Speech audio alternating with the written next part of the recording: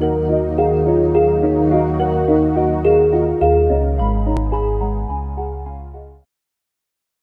Ustadz Rahim dan juga Rasil TV untuk Islam yang satu, ikhwan akhwat, bersama Ustadz Amin Nuroni, pembahasan kisah-kisah dalam Al-Quran, melanjutkan hikmah di balik kisah Luqmanul Hakim.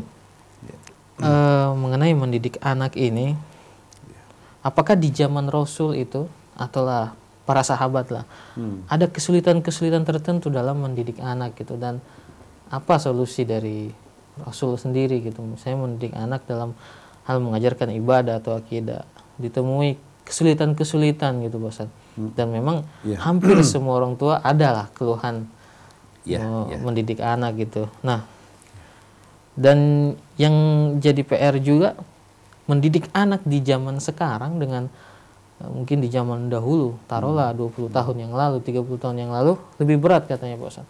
Sekarang anak-anak itu dihadapi dengan permasalahan-permasalahan serius. Kalau dulu mungkin sekedar kenakalan remaja di sekolah, sekarang adanya narkoba, radikalisme, pergaulan bebas gitu. Itu bagaimana Pak Ustadz? Ya, mungkin alhamdulillah, bismillahirrahmanirrahim. Yang jelas kalau kita baca dalam literatur Al-Qur'an maupun hadis khususnya, itu banyak ayat-ayat yang menekankan tentang itu. Dan kalau petunjuk Nabi tadi itu dijalankan sesuai dengan yang disabdakan, simpel-simpel saja sebenarnya, itu insya Allah akan menjadi kemudahan. Contoh begini, ada seorang dokter bidang pendidikan, Dr. Said Ramadan Al-Buti. Dia menyampaikan bagaimana cara menanamkan akidah. Cara menanamkan akidah itu sirami dengan air ibadah. Jadi simultan, ternyata itu simultan. Bagaimana kita menghendaki anak kita ini nanti tauhidnya bagus, akidahnya bagus. Maka sirami dengan air ibadah, artinya tanamkan ibadah-ibadah itu sejak dini, sejak kecil. Nah, begitu rumusnya ternyata. Makanya tadi betul kalau secara global Rasul menyebutkan adibu auladakum, ajarkan anakmu. Ya. Muru auladakum bisolat, perintahkan anakmu sholat sejak kapan? Sejak usia.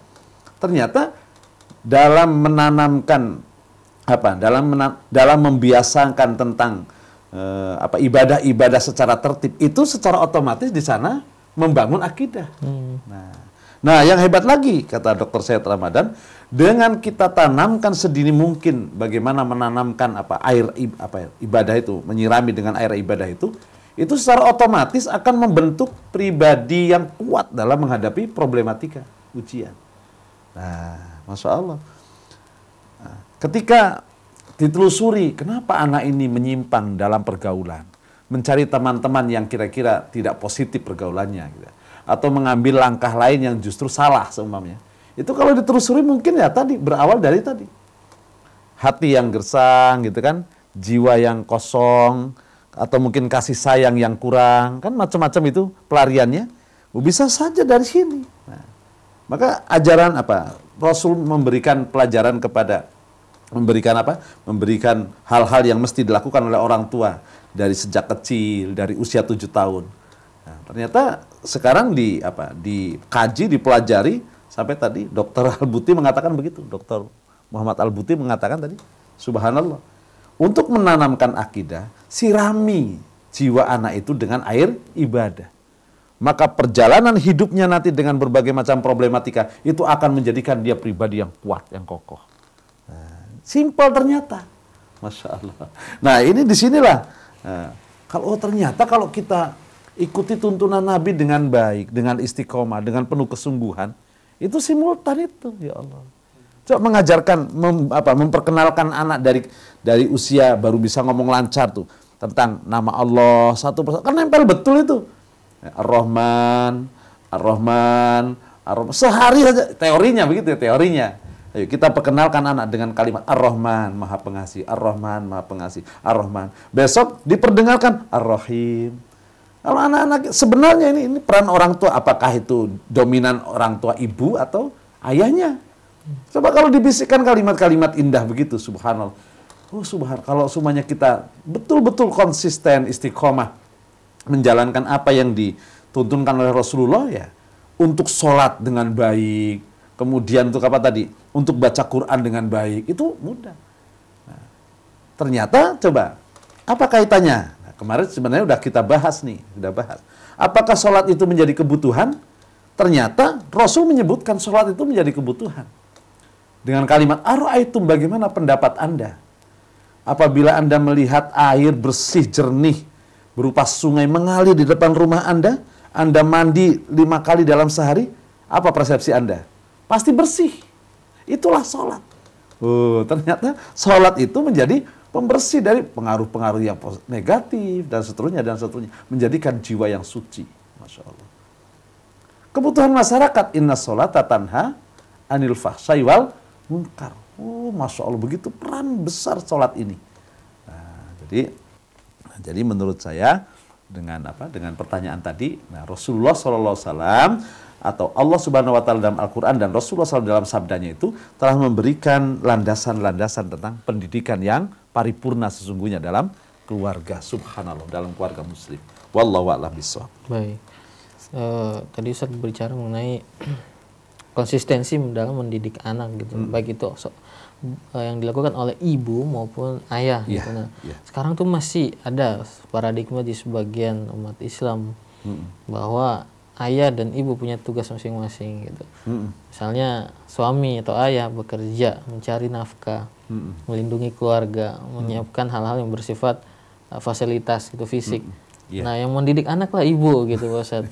Ayah kadang kurang gitu. Jadi ketika dia mendapatkan hasil seorang anak itu kurang baik, yang disalahkan ibunya gitu, Pak Ustadz. Betul, ya. Subhanallah. Maka ya tidak juga sebenarnya. Memang secara umum Al-Quran surat At-Tahrim, surat ke berapa? At-Tahrim ayat 6. Ya ayyuhalladzina amanu qu anfusakum wa ahlikum naro. Di sini memang qu anfusakum wa ahlikum. Kembalinya kepada suami. Sementara kalau kita baca hadis Rasulullah SAW secara proporsional, beliau menyebutkan ar-rajulu ra'in fi baitihi wa mas'ulun an ra'at. Seorang laki-laki itu adalah penggembala, nahkoda, artinya pemimpin dalam rumah tangga. Wal mar'atu ra'iyatun fi baiti zawjiha. Sementara wanita, istri adalah dia pemimpin dalam mengelola, artinya dalam mengatur. Fi baiti zawjiha, dalam mengurusi tentang rumah suaminya. Artinya apa yang dimiliki, apakah rumah, apakah isinya berupa anak dan seterusnya. Itu secara khusus job desk tentang keluarga itu disebutkan dalam hadis Nabi Muhammad SAW. Tapi semuanya ini dalam kebersamaan, tentu dalam kebersamaan, dalam kesatuan. Maka tadi bisa saja peran nasihat Luqmanul Hakim itu Luqmanul Hakim yang menjelaskan tentang visi misinya. Ya bunaya, ya bunaya, ya bunaya, dan seterusnya. Tapi penjabaran tentang penanaman, tentang pembimbingan, tentang akhlak, tentang keteladanan, nah bisa saja. Tapi yang jelas kedua orang tua. Nah, kalaupun nanti ada pemahaman, suami khusus mencari harta, rizki, kan? Sementara pendidikan tanggung jawab, tidak begitu sebenarnya, simultan saja. Artinya sinergi antara suami dan istri. Tetap tanggung jawabnya di hadapan Allah secara utuh keluarga ini adalah kepada ar-rajul, kepada suami. Ar-rijalu qawwamuna 'alan nisa. Karena memang Allah jadikan laki-laki itu memang layak dia menjadi pemimpin bagi kaum wanita dalam hal nafkah dan kelebihan-kelebihan yang Allah berikan kepada mereka. Jadi kalau ada paradigma semacam itu, sesungguhnya Islam tidak mengajarkan. Yang diajarkan dalam Islam, qu anfusakum wa ahlikum naro. Strukturalnya adalah suami menjadi kepala rumah tangga. Tapi kemudian bagaimana prakteknya, job desk-nya, pembagian tugasnya, tidak berarti kemudian parsial-parsial, tapi di sana ada sinergi, ada kerjasama dalam pengamalannya. Yang jelas, kalaulah lahir keturunan yang soleh dan soleha, itu adalah nilai keabadian yang mulia bagi kedua orang tuanya. Nah, sudah kita bahas dulu dalam kisah tentang Nabi Musa dan Nabi Khidir. Wallahu a'lam bishawab. Baik, terima kasih Pak Ustaz. Ya. Kita bacakan SMS dari Honahot yang masuk ya. Ya. Yang dari Ibu Bonita di Cilengsi. Assalamualaikum warahmatullahi wabarakatuh. Waalaikumsalam warahmatullahi wabarakatuh. Ustaz yang dirahmati Allah, saya ibu dari 3 anak tiri yang telah dewasa dan berumah tangga dan 1 anak kandung. Ya. Jika terhadap anak kandung saya berani tegas dalam hal menyuruh untuk kewajiban beribadah. Tapi saya tidak berani tegas untuk hal yang sama kepada anak-anak tiri saya. Karena saya khawatir gambaran tentang ibu tiri yang buruk akan menjadi benar di mata mereka. Ya. Saya mohon saran dan masukan dari Pak Ustadz supaya bisa bersikap tegas mengajak dan mengingatkan anak-anak tiri saya tanpa harus ada jarak yang tidak baik. Jazakumullah. Ya, alhamdulillah. Memang untuk Ibu Bonita ya di Cilengsi, nah ini memang bermain antara perasaan dan tanggung jawab. Ya kan? Kalau perasaan tadi kan yang dikemukakan adalah perasaan. Jadi kalau kita sebagai orang tua, apalagi dari menjadi ibu bagi suami kita, menjadi istri bagi suami kita dan menjadi ibu tiri bagi anak-anak suami kita, maka kita sebaiknya posisikan bahwa kita ini menjadi apa? Menjadi ibu secara utuh. Tidak lagi harus membedakan ini anak tiri atau anak kandung. Nah, yang kalau kita niatkan bahwa tidak ada niat yang baik untuk ibadah kepada Allah yang kita lakukan kecuali itu akan bernilai kebaikan. Jadi kita mesti harus berpikir positif saja. Positif saja. Kepada anak kita, apakah kemudian ketegasan kita akan melahirkan anak kita menjadi baik dan soleh? Itu kan belum jaminan. Ya kan? Kesungguhan kita terhadap anak kandung kita, apakah menjamin mereka menjadi orang yang tertib, yang baik, juga belum ada jaminan. Sesungguhnya adanya kisah tentang Luqmanul Hakim ini mengisyaratkan tentang betapa besarnya tanggung jawab orang tua untuk mendidik anak. Karena memang anak itu tidak menjadi baik dengan sendirinya. Tidak menjadi soleh dengan sendirinya. Tapi baik dan soleh itu adalah atas petunjuk dan kehendak Allah yang menggerakkan hatinya. Kita ini hanya berikhtiar untuk melakukan hal-hal yang bisa kita lakukan. Maka jika kita berpikir positif, apa yang kita nasihatkan, sampai atau tidak, itu adalah suatu kewajiban yang kita kerjakan menjadi nilai amal kebaikan bagi diri kita. Begitu. Rasulullah SAW dalam menghadapi umatnya pun pernah kurang apa lembutnya beliau, kurang apa bijaksananya beliau, gitu kan? Kurang apa indah bahasa yang tutur kata yang disampaikan oleh beliau. Tapi kan tidak semuanya kemudian menjadi orang baik, menjadi orang beriman. Karena ilal balagul mubin, hanya menyampaikan. Maka saran saya, hilangkanlah perasaan-perasaan tentang ibu tiri atau menganggap anak tiri. Tapi jadikanlah kita berdoa kepada Allah, mantapkan posisi kita. Kita adalah menjadi pendamping yang utuh dari keluarga suami. Dan menjadi ibu rumah tangga yang utuh bagi anak kandung kita maupun anak tiri. Artinya dalam sisi kewajiban, mereka adalah anak-anak kita dalam tanggung jawab kita. Kalau memang kita perlu memberikan nasihat dan itu karena ibadah kepada Allah, sampaikan. Karena kita menghendaki kebaikan. Tidak cukup dengan mudah-mudahan dengan kita baik, mereka menjadi baik. Tidak cukup begitu. Karena pertanyaannya, apakah kurang apa kira-kira? Apakah kurang seorang orang tua, seorang ayah dan seorang ibu untuk doa bagi anak-anak? Tidak akan pernah kurang. Tapi apakah doa itu cukup untuk menjadikan anak kita baik? Kan tidak. Nah, di situ adalah kewajiban menyampaikan, kewajiban mendidik, kewajiban untuk memberikan contoh dan keteladanan. Maka ada porsinya. Doa tidak pernah lepas sebagai orang tua untuk anak kita. Kan gitu. Nah, ikhtiar harus kita lakukan dengan berbagai macam cara. Niatkan bahwa itu adalah kewajiban, kita sampaikan dan sampai pesan itu kepada anak kita. Dengan satu cara tidak bisa, dengan cara yang lain. Banyak cara. Tapi dengan bingkai niat, ini adalah tanggung jawab dan kewajiban kita, dunia dan akhirat. Dengan harapan ya Allah, berilah kemudahan. Berilah kemudahan untuk kita sebagai orang tua. Wallahu a'lam bishawab. Baik ya, dan tentunya bukti cinta juga kalau kita sudah mau menasehati dan menegur, Pak Ustadz. Ya, jadi kalau betul. masih ragu-ragu, berarti cintanya juga, kasih sayangnya masih ragu-ragu juga. Iya, betul ya. Jadi tanda bahwa kita bagian darinya, maka kita merasakan juga kan. Apa yang dia rasakan kita rasakan. Apa yang kita inginkan bagi mereka ya. Nah, artinya memang tadi betul memiliki ya, merasa mencintai, merasa memiliki, merasa peduli. Care ya, itu bahwa tanda kita bertanggung jawab. Wallahu a'lam. Baik, semoga terjawab ya Ibu Bonita. Kemudian ada 2 pertanyaan Pak Ustadz yang juga mengenai mendidik anak ini. Yang pertama dari seorang ibu hamba Allah di Magelang. Assalamualaikum warahmatullahi wabarakatuh Pak Ustadz. Waalaikumsalam warahmatullahi wabarakatuh. Bagaimana membiasakan anak umur 8 tahun untuk membaca Al-Quran dan juga menghafal sehingga bisa menjadi kebiasaan yang baik? Masya Allah. Iya. Kemudian yang kedua Pak Ustadz juga mirip ya. Kalau ini dari hamba Allah. Assalamualaikum. Waalaikumsalam warahmatullahi wabarakatuh. Anak lelaki saya jarang sekali mau menyapa tetangga. Kalau lewat depan orang, lewat saja. Tidak mau menyapa, apalagi salam mungkin. Saya sudah menasihati tapi tidak berubah. Mohon solusinya Pak Ustadz. Waduh, nah ini kan Pendidik ini ya. Tentang pendidikan khusus memperkenalkan Al-Quran, mencintai Al-Quran, dan satu tentang moral ya.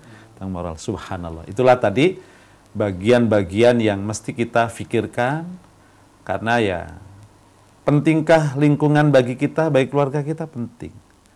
Maka kemarin sudah kita bahas tentang manusia dilihat dari aspek sosial. Rasul pun mengajarkan, kalau mau cari kawan yang baik. Begitu kan kira-kira? Seperti halnya pedagang minyak wangi. Jangan mencari lingkungan yang buruk, seperti tukang las. Itu kan memberikan ajaran pada diri kita. Oh, ternyata kita tidak bisa lepas dengan lingkungan. Artinya kita juga punya tanggung jawab bagaimana membentuk lingkungan. Nah, luar biasa tadi. Begitu care ngelihat ada tetangganya yang mungkin dari sisi apa? Dari sisi adab, dari sisi akhlak, dari sisi etika. Nah, itu menjadi pelajaran bagi kita. Ya, cara mengajarkannya tidak harus ditegur juga, tidak, bisa jadi lewat anak kita. Ya, sama-sama yang sebaya tapi dia menyampaikan kan bisa saja.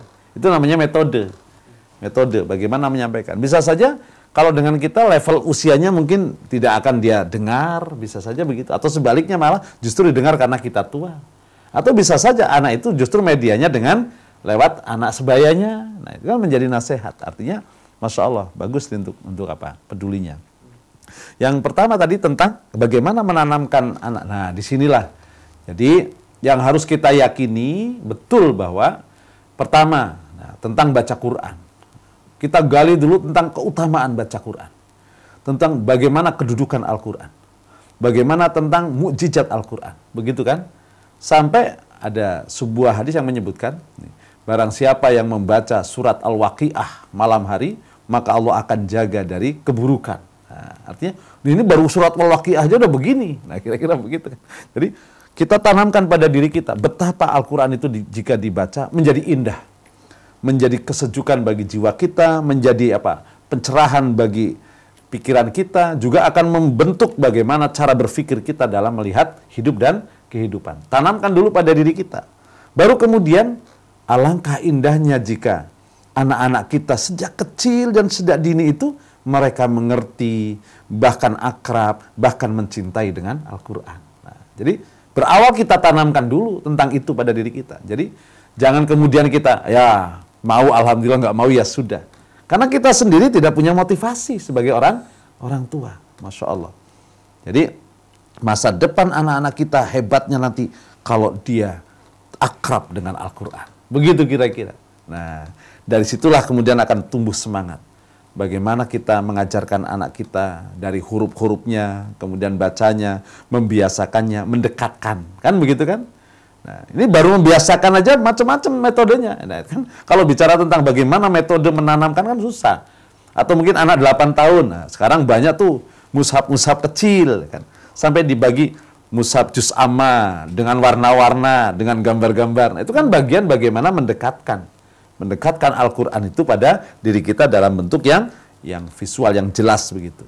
Atau anak mungkin menginjak remaja, bagaimana Quran-Quran cantik sekarang dengan warna-warna yang sesuai dengan kepribadian anak bisa kita belikan, kita dekatkan, gitu kan? Ya. Kalau seumpama anak mau sekolah nih, nak nih Quran bagus nih, tolong dimasukkan di tas. Pertama mungkin dipesankan saja, suruh dibawa. Lama-lama ntar seminggu dibaca nggak nih? Nah, itu bagian dari bagaimana mengakrabkan. Maka bagaimana kita berusaha untuk mendekatkan Al-Quran berawal dari pahami dulu betapa indahnya Quran itu dalam kehidupan. Juga betapa indahnya Al-Quran itu jika menjadi pedoman dalam kehidupan sehari-hari. Dan bagaimana indahnya Al-Quran itu jika menjadi bagian dari lisan yang selalu membacanya.